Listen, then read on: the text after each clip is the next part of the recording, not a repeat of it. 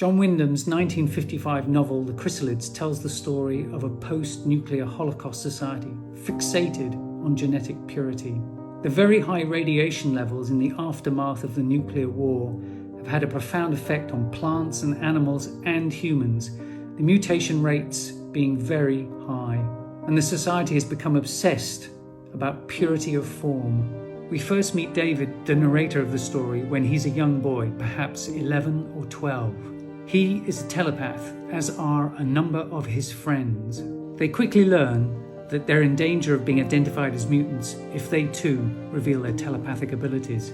If so, they would be banished to the fringes, a lawless and primitive wilderness populated by other banished mutants. The book provides a vivid portrayal of these religious fanatics, particularly David's own father, who lives by a brutally strict eugenics code, particularly with respect to humans and God's true image of man. I first read this novel when I was 11 or 12 years old, and it played an important role in shaping my interest in science fiction. It was only much later that I came across criticisms of the novel and its deus ex machina ending. This had certainly not bothered my 11-year-old younger self.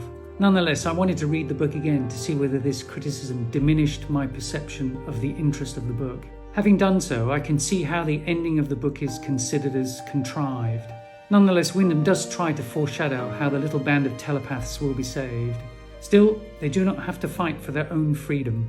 The ending in some way mirrors David's character throughout the novel. As the narrator, David is more of an observer and a thinker than a doer. At critical moments, the action occurs off stage and is carried out by others. A sympathetic, non-telepathic adult, one of David's colleagues, and an old friend deemed a mutant and consigned to the fringes. David's reporting of action at a distance does rather dampen the immediate tension of the narrative. However, it does not detract from the sense of threat and suspense the plot maintains throughout the novel. Perhaps it is this feeling of powerlessness that David and his telepathic friends experience that makes them seem more vulnerable in this draconian, viciously paternalistic society. Perhaps it's this that forced the deus ex machina ending on Wyndham, his desire to maintain the character of the children and their vulnerability, such that they could only be rescued by powers beyond themselves. Certainly Wyndham's characters are always carefully drawn from life, and this is one of the things I think that gives many of his books their longevity.